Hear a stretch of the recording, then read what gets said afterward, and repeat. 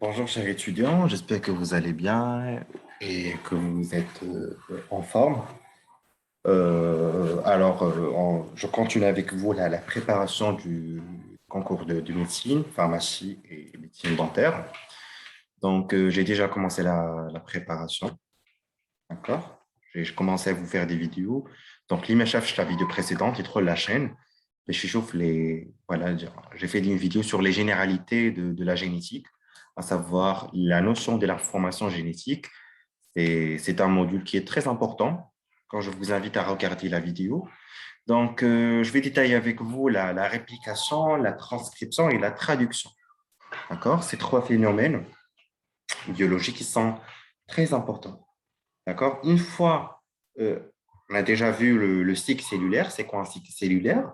Tout simplement, le cycle cellulaire, c'est l'interphase plus la mitose. L'interphase, c'est la phase où la cellule va augmenter de taille, la cellule va synthétiser et produire son matériel génétique, la cellule va dédoubler son matériel génétique dans la phase S de l'interphase. Et après la mitose, c'est la phase voilà, de la formation des, des deux cellules filles identiques à la cellule mère. Donc, on va voir la réplication. La réplication, c'est tout simplement la duplication de l'ADN au cours de la phase S de l'interface. Lorsque je dis duplication de l'ADN, c'est-à-dire l'ADN va être dupliqué en deux. D'accord? C'est comme si on a fait une copie de l'ADN. D'accord? Mais une copie dans un autre sens. On ne va pas copier l'ADN tel quel. D'accord? La moitié restera identique à la cellule mère et l'autre moitié sera néoformée. La réplication s'effectue dans le noyau. Donc, la réplication est un processus selon lequel un nouveau brin d'ADN est formé à partir d'un brin matrice d'ADN par complémentarité. L'enzyme qui va catalyser la réplication, c'est l'ADN polymérase. Et cette enzyme fonctionne dans le sens 5'3', qui inhibe la réplication et s'effectue toujours dans le sens 5'3'. Prenons ici un exemple. Voilà, ici, vous avez un schéma de la réplication. On a le brin précoce, le brin principal. On a ici l'extrémité 3'OH.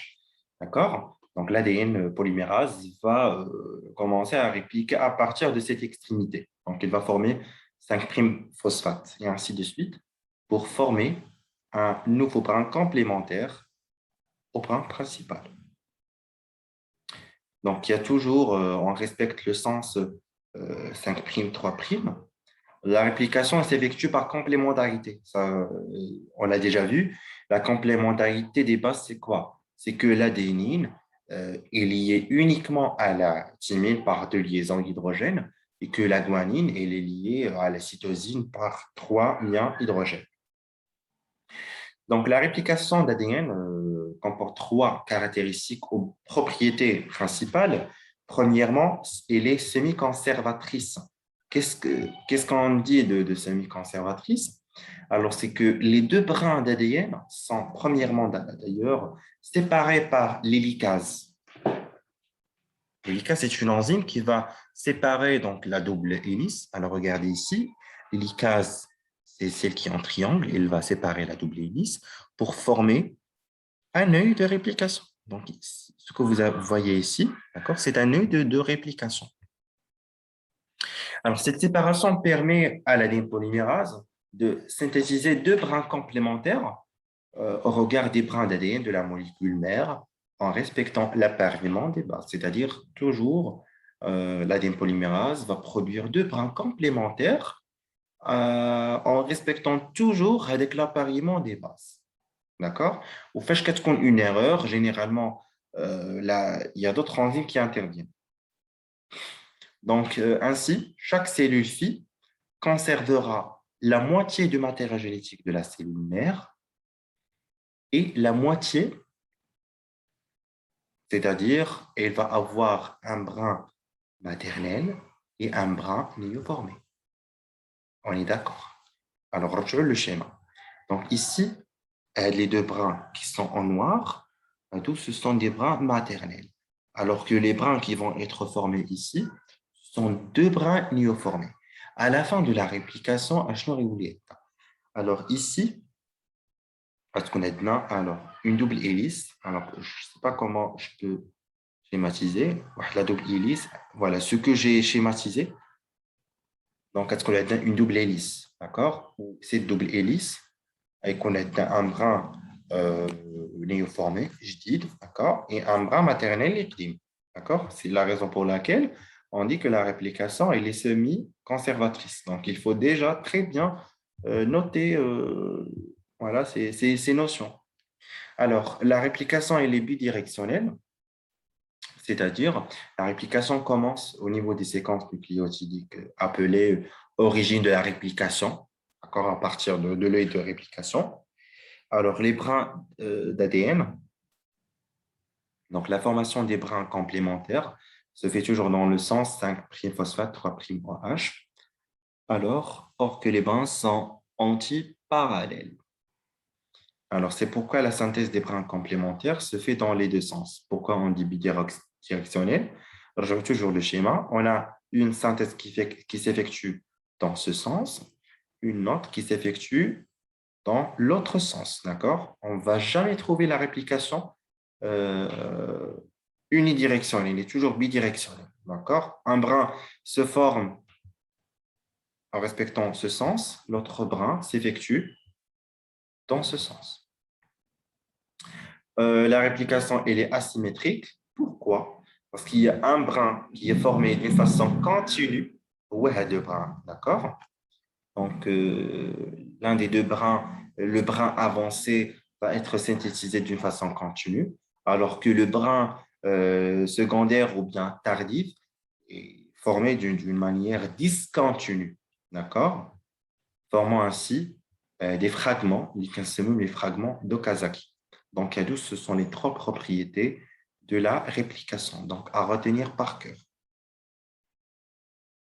Alors, après la formation, après la réplication, on a la transcription. Donc, une fois la réplication effectuée, voilà, donc toujours lors des divisions cellulaires, on aura besoin maintenant donc, de passer de l'ADN à l'ARN. D'accord? C'est la transcription. Donc, la transcription, c'est le processus de copie de matière génétique ADN en ARN. Voilà, donc cette réaction s'effectue dans le noyau. Il est catalysé par l'ARN polymérase.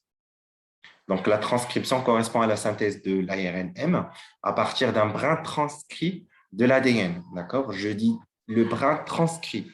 Donc, les notions, je veux le schéma d'ADN. Regardez, ici, la double hélice d'ADN voilà, a été répliquée. D'accord? Le même exemple. Une double hélice franchement répliquée.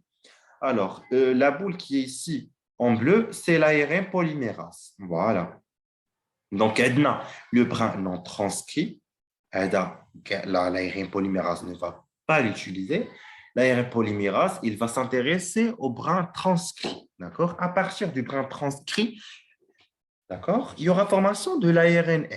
D'accord? Donc, l'ARNM est complémentaire au brin transcrit, tandis qu'il est identique au brin non transcrit. À l'égard de l'uracile, on trouve la thymine. Regardez ici.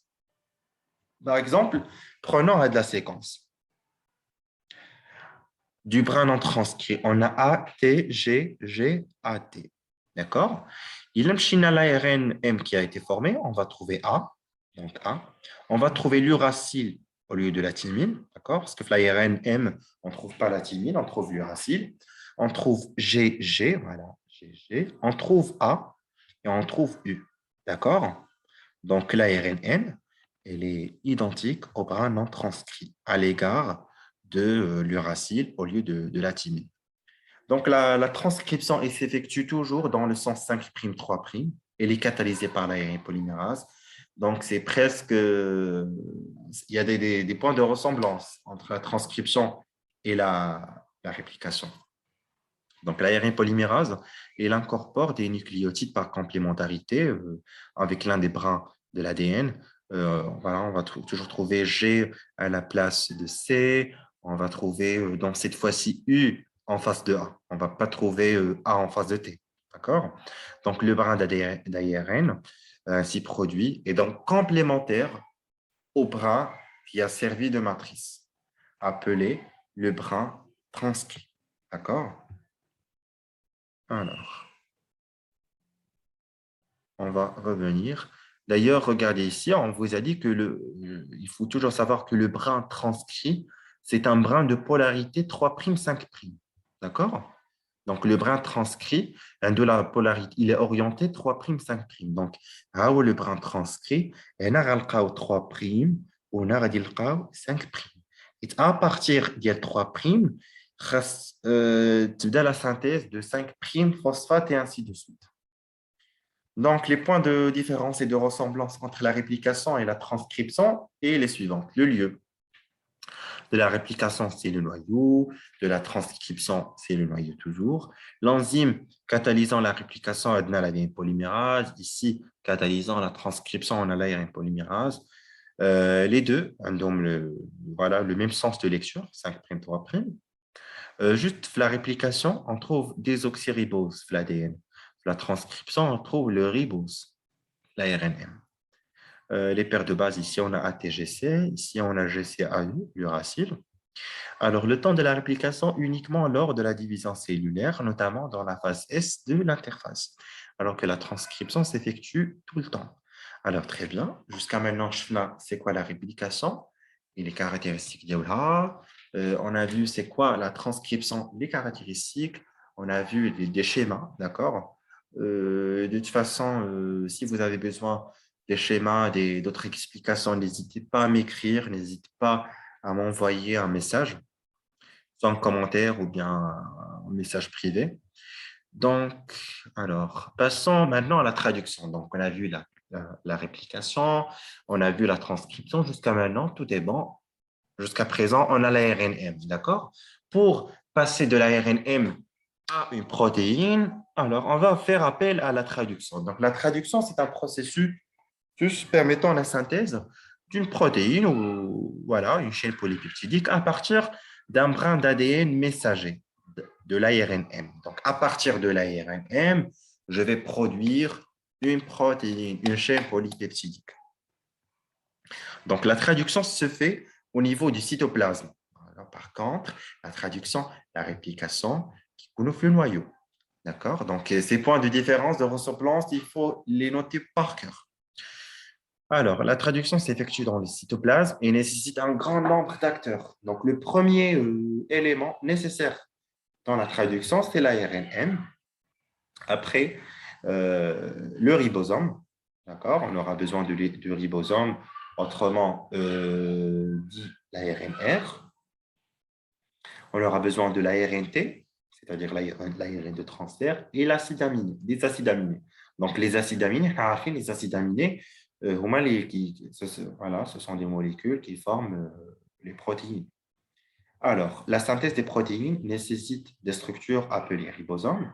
Le ribosome, il est constitué de 80% d'ARNR et 20% des protéines. Donc, chaque ribosome a une grande sous-unité et une petite sous-unité. On a dit, c'est quoi le rôle de la grande sous-unité, la petite sous-unité, la traduction. Alors, le rôle du ribosome est tout simplement de traduire, voilà, qu'il y a un tarjama de l'ARNM en protéines. Voilà, c'est de traduire l'ARNM et d'assembler la séquence d'acides aminés par des liaisons peptidiques. Parce que un acide aminé, voilà, pour établir une liaison avec un autre acide aminé, donc il y a la formation d'une liaison peptidique. Voilà, sachant que, par contre, quand je vois les bases azotées, je vais dire la liaison qui connaît des liaisons hydrogènes. Ici, les acides aminés, des liaisons peptidiques.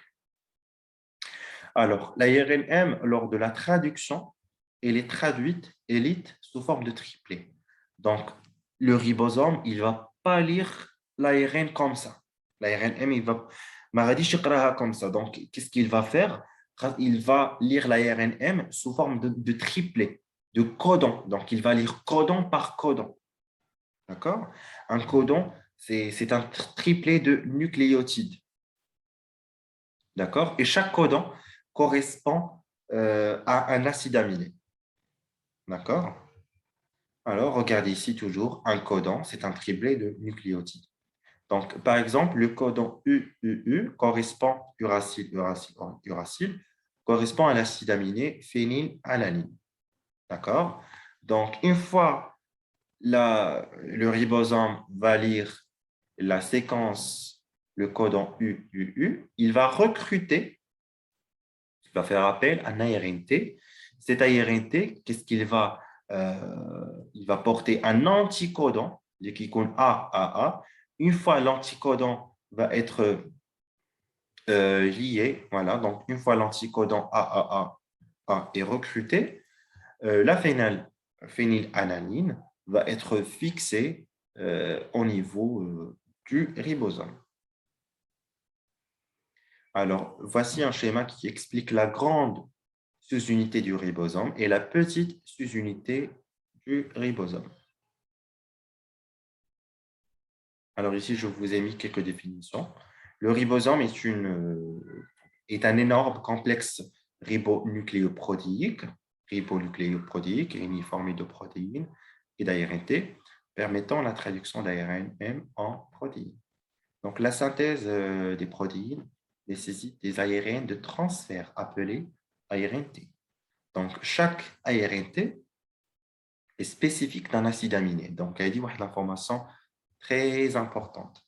Les étudiants qui râlent faire. Donc, chaque ARNT qui est recruté, il est spécifique à un acide aminé. Donc, l'ARNT de phénylalanine, ماشي ou l'ARNT voilà, d'un acide aminé, un autre acide aminé par exemple.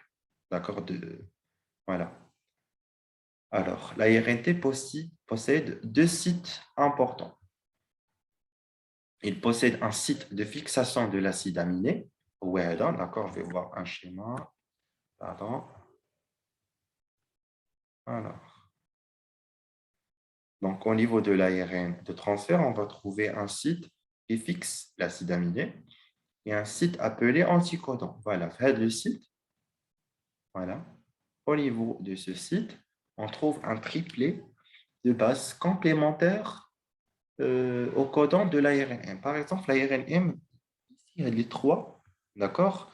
Des trois nucléosides en vert, mais c'est les ngoulo, ils sont UUU, d'accord? Donc, l'anticodon porté par l'ARNT, on va trouver qu'il est AAA, par exemple. Alors, ici, on a le code génétique, d'accord? Donc, l'analyse de plusieurs protéines nous a permis d'établir plusieurs acides aminés. Donc, le tableau du code génétique, qu'est-ce que vous allez trouver? Vous allez trouver des codons, voilà, donc des codons, des acides aminés, leucine, méthionine, tyrosine, et ainsi de suite. Il faut savoir que plusieurs codons, d'accord, codent, voilà, pour le même acide aminé. Par exemple, ici, on a le codon CUU, CUC, CUA, CUG, où il code pour le même acide aminé qui est leucine. Alors, un même acide aminé peut être codé par des codons différents, ce qu'on appelle la redondance. Pardon, la redondance.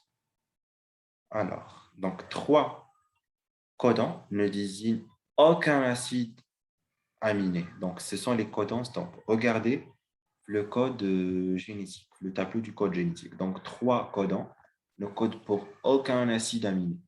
À savoir UAA, UAG, UGA. Donc, ce sont des signaux de stop. C'est-à-dire que la traduction va être stoppée. Une fois le ribosome va lier ces trois codons, il va arrêter la traduction. Et une fois le ribosome va lire le codon IG, donc c'est le début de la traduction. Il va recruter la méthionine. Donc, les codons initiateurs à retenir, le le codon stop à retenir. Donc, la traduction s'effectue généralement en trois étapes. Initiation, l'élongation et la terminaison. Donc, on va voir premièrement l'initiation. L'initiation, d'accord? Au début, qu'est-ce qu'on a indiqué? La petite sous-unité du ribosome. Voilà, il va lire, il va donc se placer sur l'ARNM au niveau du codon AUG. D'accord?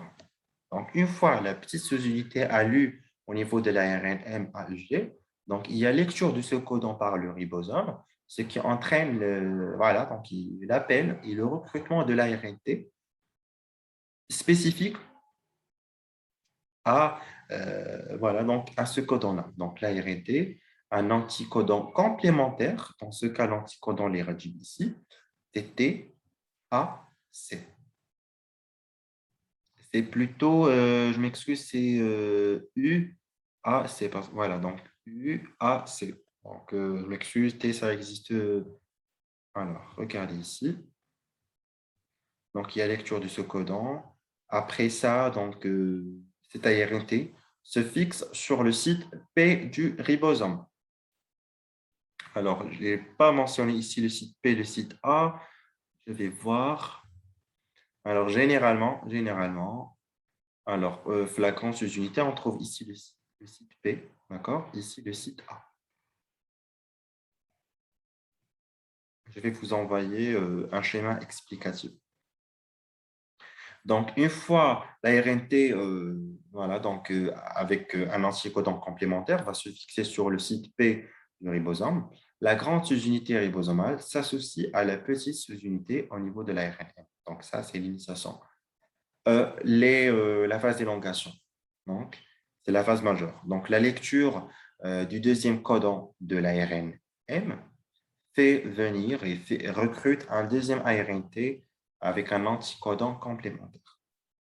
Et voilà, est porteur d'un deuxième acide aminé bien déterminé par le code génétique. Donc, une fois on recrute, une fois le ribosome va être décalé un peu, il va lire un codon au niveau de l'ARNM, il va recruter un autre ARNT avec un anticodon complémentaire, voilà, donc porteur d'un deuxième acide aminé bien déterminé. Alors, fixation de cet ARN sur le site A, d'accord? Et une liaison peptidique s'établit entre le premier et le deuxième acide aminé, parce que les acides aminés s'effectuent, se lient généralement par des liaisons peptidiques. Donc, le deuxième acide aminé donc, va se fixer sur le site A. Alors, je reviens juste au schéma. Le site A dans le ribosome, on va le trouver ici. Je m'excuse. C'est le site A. D'accord? Ici, le site A. Ici, le site B. D'accord? Le premier ARNT va être fixé ici. D'accord? Va être fixé ici. Alors ici, il va porter un anticodon. Ici, un acide aminé. Donc, le deuxième ARNT va être fixé ici. D'accord?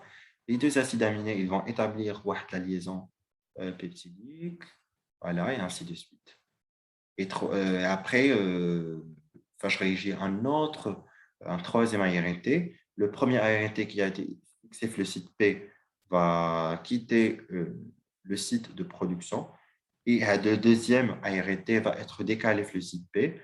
Le troisième ARNT va être fixé le site A et ainsi de suite. Alors, voilà. Donc, le premier ARNT est libéré dans le cytoplasme. Le ribosome se déplace alors sur un ARNM au niveau d'un troisième codon. Il y a recrutement d'un troisième ARNT avec un anticodon et un acide aminé bien déterminé. Jusqu'à présent, on a un polypeptide formé à partir de trois acides aminés, et ainsi de suite. Donc, le phénomène d'élongation va continuer jusqu'à la phase de terminaison. Donc, la phase de terminaison, c'est la fin de la traduction qui se produit lorsque le ribosome va lire un codon stop. D'accord? Une fois le ribosome va lire un codon stop, il va arrêter la traduction. Il y a dissociation des deux sous-unités ribosoma, du ribosome et libération de la protéine dans le cytoplasme. Alors, regardez ici, on a l'initiation et la petite unité qui est ici, la grande unité, le codon initiateur AUG, codon pour la méthionine, voilà, donc les acides aminés, recrutement des acides aminés, formation des chaînes polypeptidiques, d'accord, et lecture des codons stop qui déterminent la terminaison avec la libération, la dissociation des sous-unités, la formation d'une protéine voilà, qui va rejoindre le cytoplasme. Alors, jusqu'à présent, on a vu c'est quoi la traduction, on a vu l'application, la transcription et la traduction. Donc, il faut très bien connaître les phases et les acteurs de chaque phénomène, d'accord? À savoir l'enzyme qui catalyse chaque réaction, d'accord? Et les caractéristiques, les étapes. Alors, jusqu'à présent, voilà, donc on a terminé. Je vous retrouve, Inch'Allah, dans une autre vidéo pour voilà, donc, aborder d'autres axes de préparation. Donc, on va aborder d'autres axes du cadre de référence du concours.